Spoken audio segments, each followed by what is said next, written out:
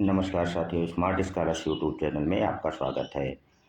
आज हम लोग अरस्तू की क्रांति पर जो विचार है उसके पार्ट 2 पर चर्चा करने वाले हैं।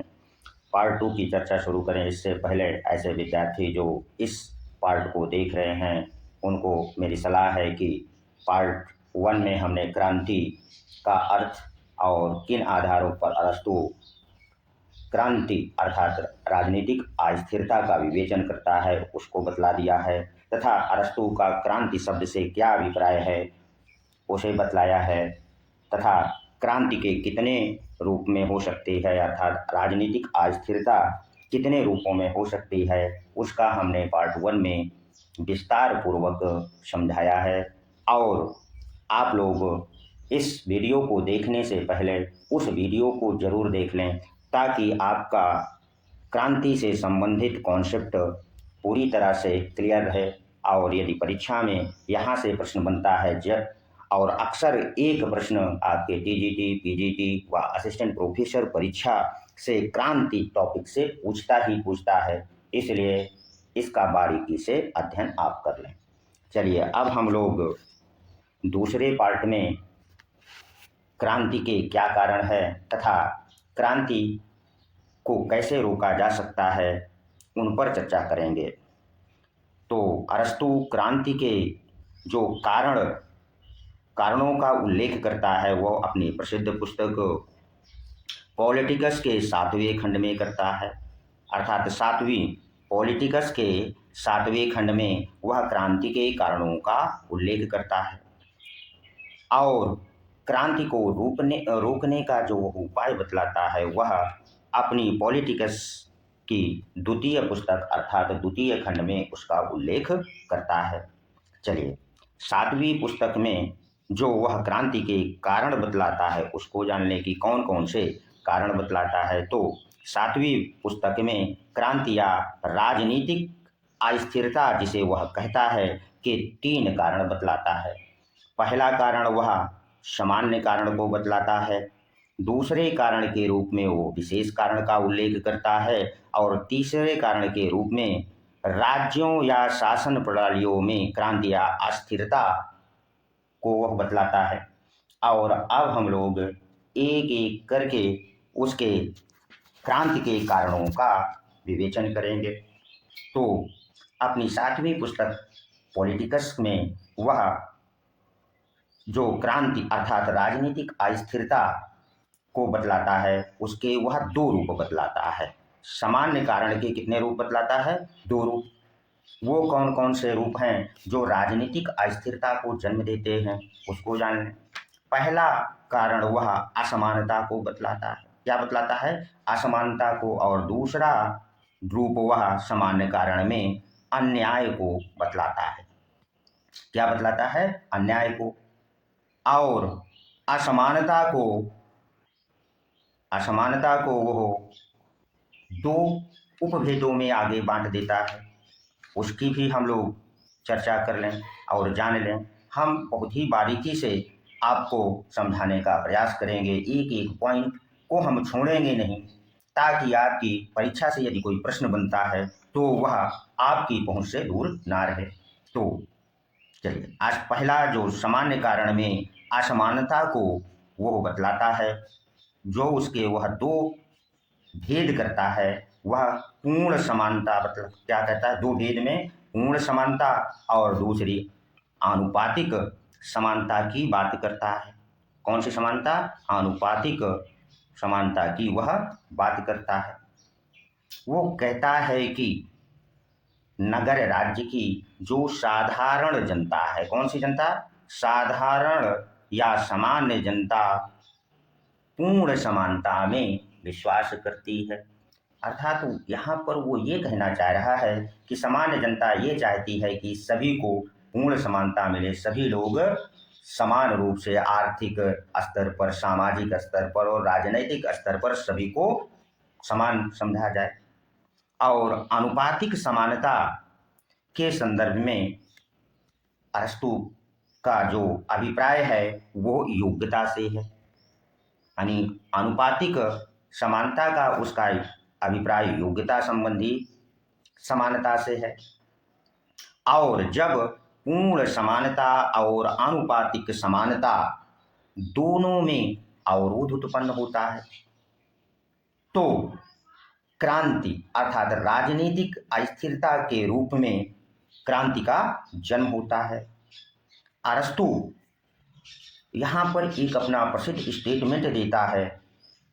वह कहता है कि क्या कहता है उसको भी आप लोग समझ लीजिए कि जो वह पूर्ण समानता और आनुपातिक समानता के विषय में कहता है कि छोटे व्यक्ति बराबर बनने के लिए विद्रोही बना करते हैं और जो बराबर वाले व्यक्ति होते हैं वो बड़े बनने का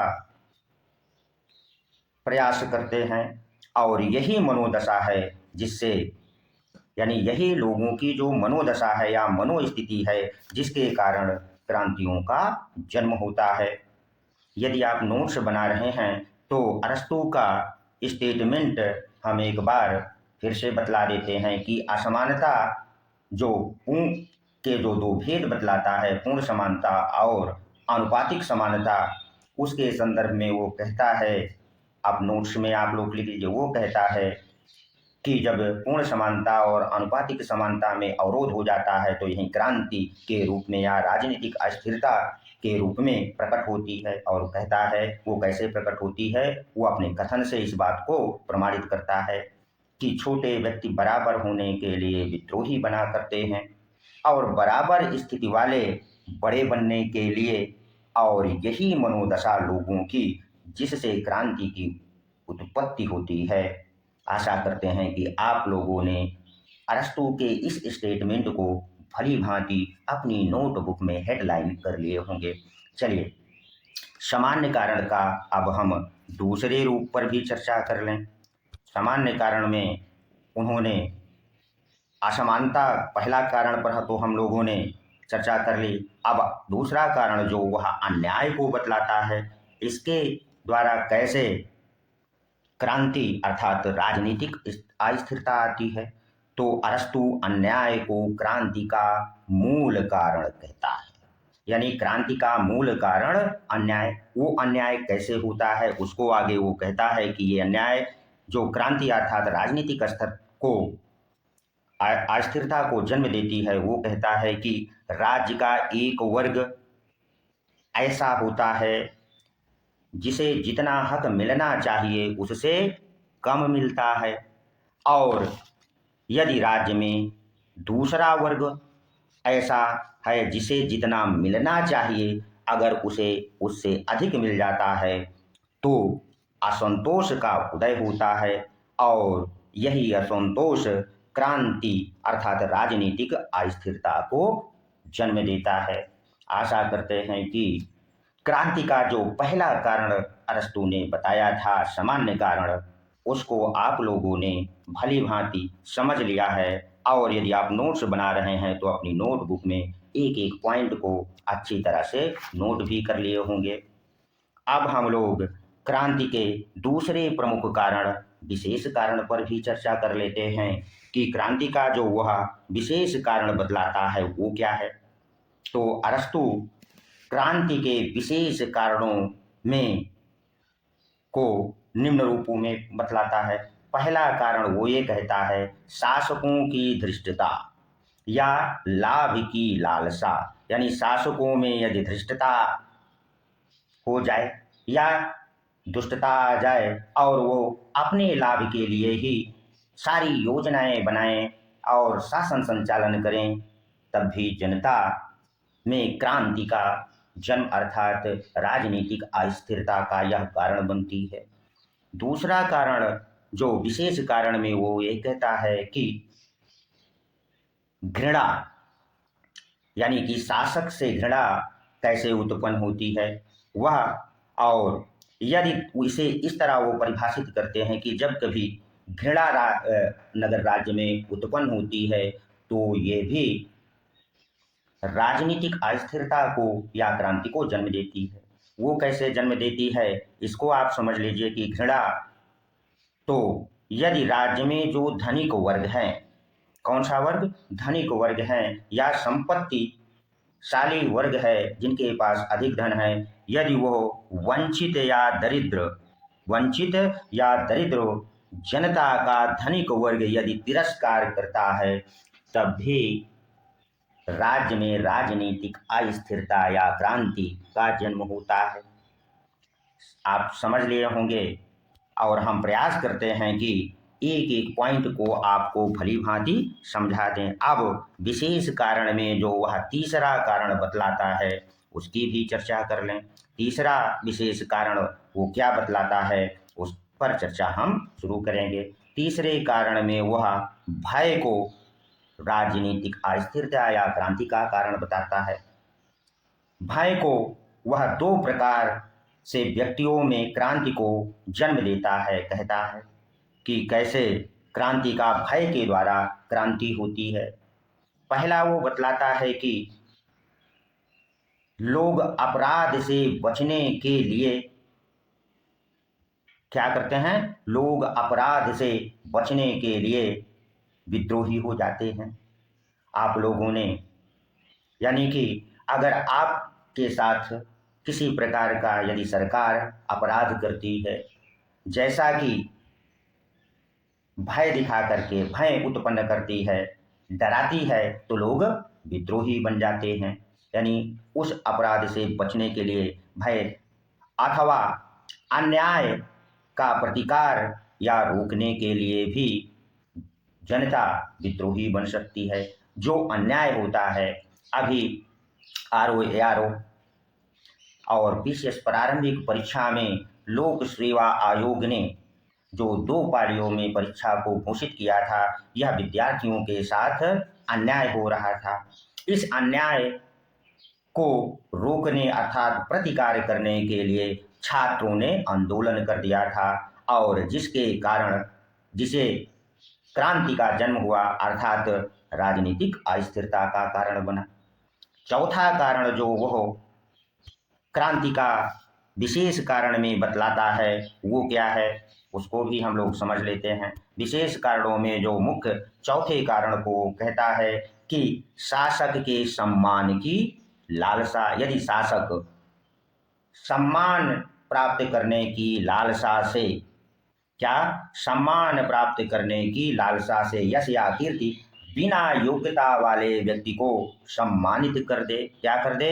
बिना योग्यता वालों को कोई पद या सम्मान दे दे, या बिना कारण किसी व्यक्ति को अपमानित कर दे, तो जनता विद्रोही होकर विद्रोह कर देती है।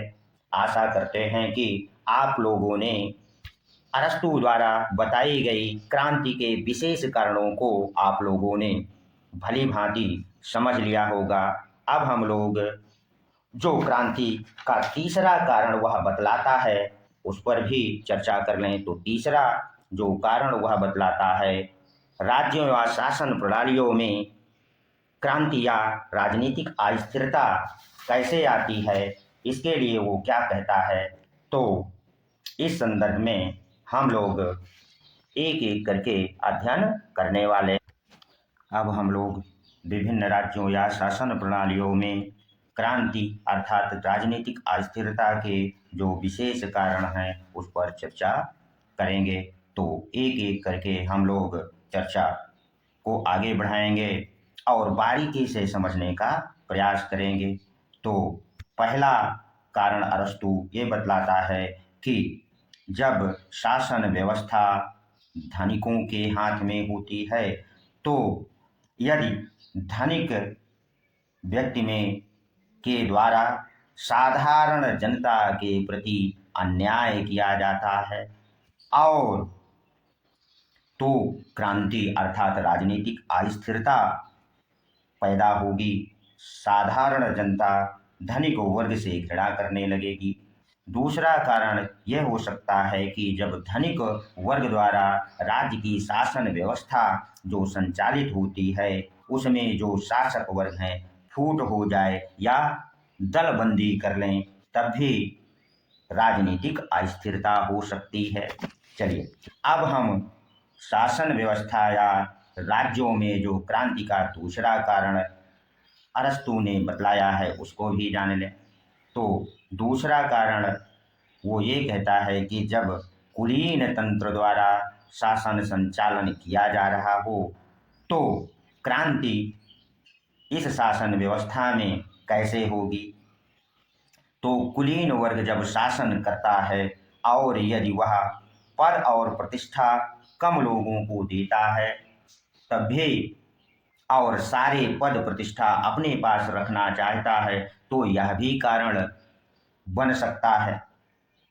दूसरा कारण वो ये बतलाता है कि राजा जो होता है उसकी महत्वाकांक्षा शक्तिशाली बनने की होती है। जैसे किसी पार्टी में कोई नेता, उसकी महत्वाकांक्षा सबसे शक्तिशाली बनने की होती है तो अन्य उसके अनुयायियों में विद्रोह की भावना उत्पन्न हो जाती है। अक्सर आप लोग देखते होंगे कि विभिन्न पार्टियों में जब मुख्यमंत्री पदों की घोषणा होती है तो महत्वाकांक्षा दिखलाई पड़ती है। तीसरा कारण वह कुलीन तंत्रीय शासन व्यवस्था जो उस समय यूनान में थी उसको दृष्टिगत रखते हुए वो कहता है कि जब कुलीन वर्ग राज्य में निवास करने वाले विभिन्न वर्गों के बीच सामंजस्य नहीं स्थापित कर पाता तब भी शासन प्रणालियों में क्रांति या राजनीतिक अस्थिरता का जन्म होता है। अब हम अरस्तु द्वारा जो शासन प्रणालियों में क्रांति या राजनीतिक अस्थिरता आती है वह तीसरी शासन व्यवस्था के विषय में कर लें। राजतंत्र अथवा जिसे वह आतिताई तंत्र होता है, यदि राजतंत्र आतिताई हो जाए तो लोगों में शासक के प्रति घृणा उत्पन्न हो जाती है। क्यों उत्पन्न होती है? क्योंकि आतिताई शासक अगर जनता से अपमानजनक व्यवहार करता है, उन्हें अपमानित करता है तो लोग उससे घृणा उत्पन्न कर लेते हैं जिसके कारण जनता विद्रोही हो सकते हैं या क्रांति कर सकते हैं और राजनीतिक अस्थिरता ला सकते हैं। अथवा जब राजा द्वारा आतिताई द्वारा षड्यंत्र किया जाता है और किसी व्यक्ति को षड्यंत्र के तहत दंड दिया जाता है तो भी यह विद्रोह का कारण अथवा क्रांति का कारण बन सकता है। और तीसरा कारण जो अरस्तु ने बताया वह कि विरोधी लक्षण वाले राजा के विरोधी लक्षण वाले पड़ोसी राज्यों का भी प्रभाव राजनीतिक अस्थिरता या क्रांति अर्थात शासन सत्ता में परिवर्तन ला सकता है। अरस्तु द्वारा बताए गए क्रांति के कारणों की विवेचना करते हुए एक प्रसिद्ध विद्वान मैक्सी का स्टेटमेंट का उल्लेख करना बहुत महत्वपूर्ण हो जाता है। जो ये कहते हैं यानी मैक्सी कहते हैं कि इसमें संदेह नहीं कि अरस्तु की दृष्टि क्रांति के मूल कारणों पर क्रांति के मूल कारणों तक पहुंच गई है और उसके द्वारा गिनाए गए एक या अधिक कारण अब तक हुई प्रत्येक राजनीतिक क्रांति में देखे जा सकते हैं। आशा करते हैं कि आप लोगों ने अरस्तु ने जो क्रांति के 3 कारण बतलाए थे, सामान्य कारण, विशेष कारण और शासन व्यवस्था में जो क्रांति होती है, भली भांति समझ लिया होगा। अगले वीडियो में, चूंकि वीडियो में अगर क्रांति के रोकने के उपायों की भी चर्चा करें तो बहुत लंबा हो जाएगा, इसलिए हम अगले वीडियो में क्रांति को रोकने के जो उपाय अरस्तु बतलाता है उस पर चर्चा करेंगे। अगर आपको यह वीडियो अच्छा लगा हो तो अधिक से अधिक सब्सक्राइब कर दें और ऐसे छात्र जो टीजीटी, पीजीटी व असिस्टेंट प्रोफेसर परीक्षा की तैयारी कर रहे हैं उन्हें शेयर भी कर दें ताकि जो परीक्षाएं लगी हैं उनको अधिक से अधिक लाभ मिल सके। यही हमारा उद्देश्य और लक्ष्य है। आगे हम ये भी बता दें कि हम 5 दिसंबर तक संपूर्ण राजनीति विज्ञान और साथ में संविधान को पूरा करने का भरसक प्रयास करेंगे ताकि आप अपने लिए एक स्थान सुरक्षित कर पाएँ। धन्यवाद। मिलते हैं अगले वीडियो में।